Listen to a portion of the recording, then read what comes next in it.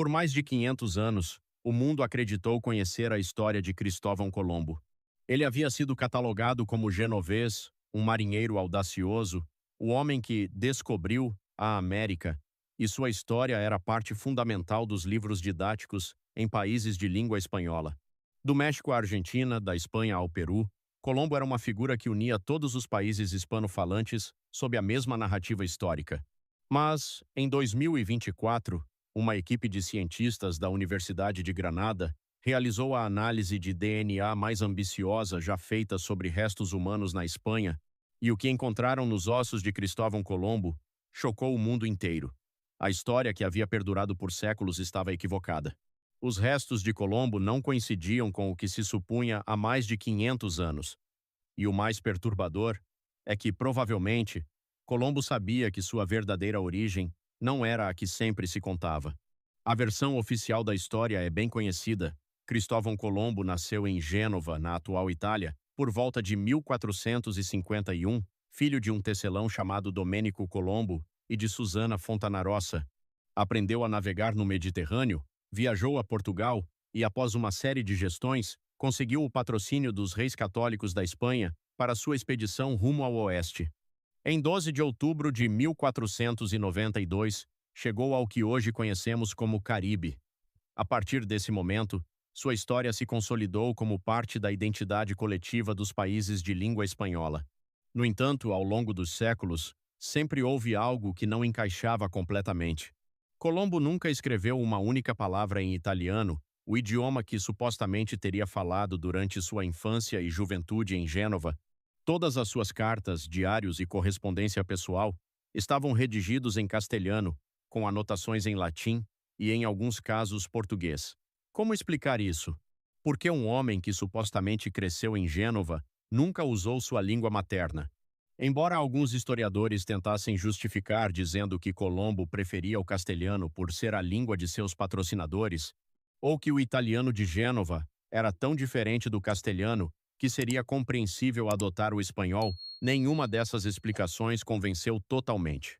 O mistério sobre sua verdadeira origem permaneceu sem resolução por séculos, e as teorias sobre sua verdadeira nacionalidade ou identidade nunca deixaram de se acumular. Disseram que era português, catalão, galego, judeu sefardita, grego, armênio, basco. Ao todo, mais de 20 países e regiões reivindicaram ser o local de nascimento de Colombo. Cada teoria apresentava documentos e argumentos, mas nenhuma oferecia provas definitivas até 2024. Foi nesse ano que o Dr. José Antônio Lorente, diretor do Laboratório de Identificação Genética da Universidade de Granada, apresentou os resultados de uma análise sem precedentes. Lorente trabalhava nesse projeto há mais de 20 anos. A pesquisa começou oficialmente em 2003, quando se obteve permissão para acessar os restos de Cristóvão Colombo, que se encontram na Catedral de Sevilha, bem como os restos de seu filho Hernando, enterrado também na mesma cidade. O principal obstáculo para obter resultados conclusivos era a degradação do DNA. Os restos de Colombo haviam sido transferidos várias vezes ao longo dos séculos. Morreu em Valladolid em 1506, foi enterrado lá, depois trasladado a Sevilha, depois à ilha de Hispaniola, atual República Dominicana, depois a Havana quando a Espanha cedeu a ilha à França, e finalmente retornou a Sevilha em 1898. Cada traslado, cada mudança de clima e umidade danificava o material genético.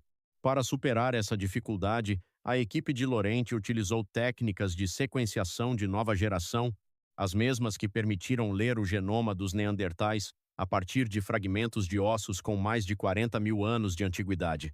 Com essas técnicas avançadas, extraíram DNA dos ossos da Catedral de Sevilha e o compararam com amostras de seu filho Hernando, cuja identidade estava confirmada por documentos históricos independentes, e com amostras de seu irmão Diego. Em outubro de 2024, Lorente revelou os resultados em uma conferência na Universidade de Granada, e o que disse deixou todos surpresos. Os marcadores genéticos encontrados nos restos de Colombo mostraram dois sinais claros.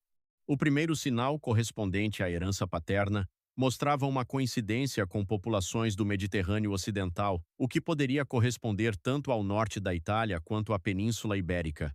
Isso, por si só, não resolvia o mistério. Mas o segundo sinal foi muito mais revelador. Os marcadores de DNA mitocondrial, transmitidos exclusivamente pela linha materna, mostraram uma frequência elevada de haplogrupos típicos das comunidades judias sefarditas da Península Ibérica. Essa descoberta implicava que, ao menos por linha materna, Colombo descendia de judeus que viviam na Espanha antes da expulsão de 1492, o mesmo ano em que ele zarpara rumo ao Novo Mundo. Esse achado tem profundas implicações. Para entender sua importância, é necessário compreender o que ocorria na Espanha no século XV. Em 1391, uma onda de violência antissemita percorreu a Península Ibérica. Dezenas de milhares de judeus foram mortos em pogroms, e aqueles que sobreviveram foram forçados a uma escolha cruel: converter-se ao cristianismo ou morrer. Muitos optaram por se converter, mas mantiveram em segredo suas tradições e práticas judaicas. Esses eram conhecidos como conversos, ou pejorativamente, como marranos. Mas a Inquisição Espanhola, fundada em 1478, se encarregou de persegui-los, investigá-los e, em muitos casos, executá-los. Em 1492, o mesmo ano em que Colombo partiu em sua expedição, os reis católicos assinaram o Édito de Granada, que expulsava todos os judeus que não se convertessem ao cristianismo. Nesse contexto, um judeu converso, como sugere o DNA de Colombo, teria motivos sérios para ocultar sua verdadeira origem. Não se tratava apenas de ambiguidade histórica ou excentricidade. Se Colombo fosse um converso, ocultar sua origem seria uma questão de sobrevivência. Se suspeitassem que ele era converso, não teria recebido financiamento da coroa espanhola e poderia ter sido perseguido pela Inquisição. Detalhes de seus diários, incluindo certas frases em hebraico e familiaridade com textos bíblicos, já haviam levado o historiador Simon Wiesenthal a sugerir que Colombo poderia estar ocultando sua identidade judaica. Mas, com a análise genética, esses detalhes ganharam muito mais peso. A descoberta de 2024 abre uma nova dimensão na história de Cristóvão Colombo, desafiando a narrativa oficial que durante séculos se considerou incontestável. E ao fazê-lo, nos obriga a questionar o que sabemos sobre as maiores figuras da história, suas identidades e os segredos que, talvez, nunca tenham sido revelados. O estudo de Lorente não encerrou todos os debates. O que fez foi eliminar algumas possibilidades e tornar outras mais prováveis. A teoria de uma origem puramente genovesa, com uma família de tecelões italianos sem nenhuma conexão com a Península Ibérica, tornou-se muito difícil de sustentar. Os marcadores sefarditas na linha materna não se encaixam com uma família de artesãos do norte da Itália sem raízes na Espanha medieval. A teoria que ganhou mais força após os resultados das análises de DNA foi a do origem catalã ou aragonesa, especialmente de famílias conversas que, por motivos comerciais ou de segurança, podem ter se mudado para o leste do Mediterrâneo.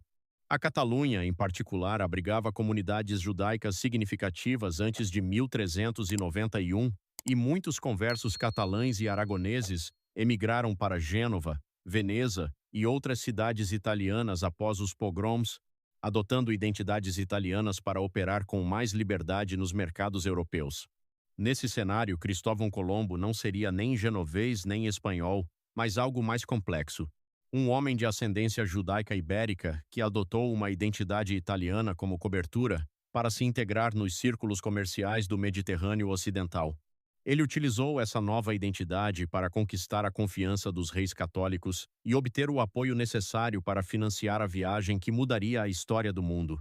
Ou seja, Colombo teria raízes profundas na Espanha medieval, mas, em vez de se identificar com a Espanha cristã e sua história oficial, optou por esconder sua origem judaica devido à perseguição religiosa da época.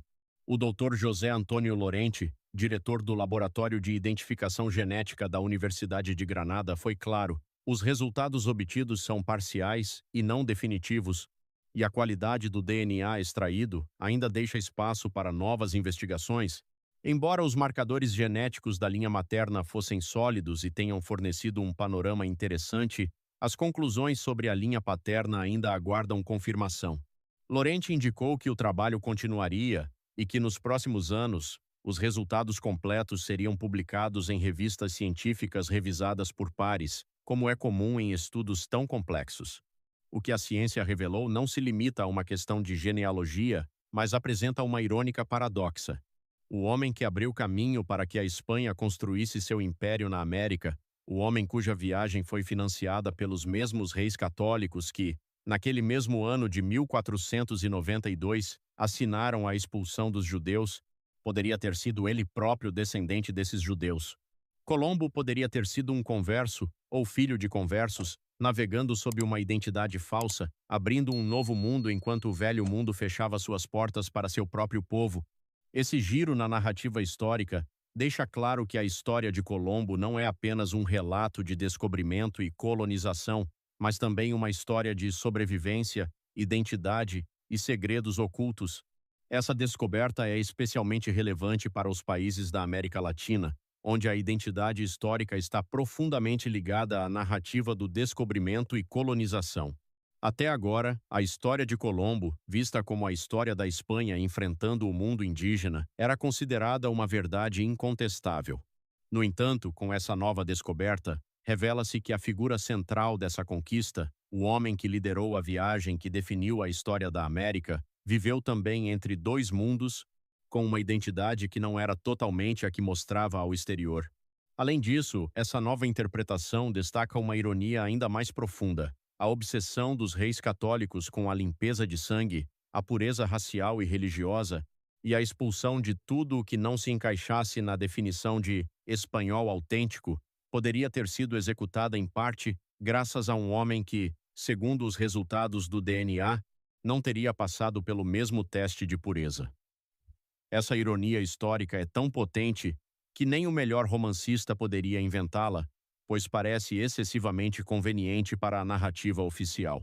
Quando crianças da Espanha, México, Argentina e Peru aprenderem, no futuro, sobre Cristóvão Colombo, é provável que a história que lhes será contada seja muito mais complexa, mais humana e mais honesta do que a versão tradicional que conhecíamos. Não será apenas a história de um herói sem falhas ou de um vilão de manual, mas a de um homem que navegou entre identidades, assim como navegou entre continentes, ocultando suas raízes enquanto mudava o destino do mundo.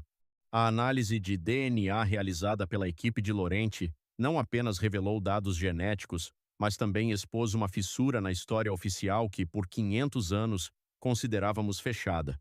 A origem de Cristóvão Colombo, como a de tantas figuras históricas, era mais complexa, mais miscigenada e mais política do que os livros didáticos podiam aceitar. Essa descoberta nos convida a reconsiderar o que entendemos por história, questionar as narrativas oficiais e aceitar que a verdade sobre nossas origens muitas vezes está escondida atrás das versões mais confortáveis que aprendemos. Os resultados finais desse estudo ainda aguardam validação e publicação em revistas científicas, mas a ciência do DNA antigo está avançando rapidamente, e com ela, nossa capacidade de decifrar verdades que antes estavam ocultas ou nunca registradas em documentos históricos. A história de Colombo não terminou de ser escrita, apenas mudou de mãos, dos arquivistas para os geneticistas,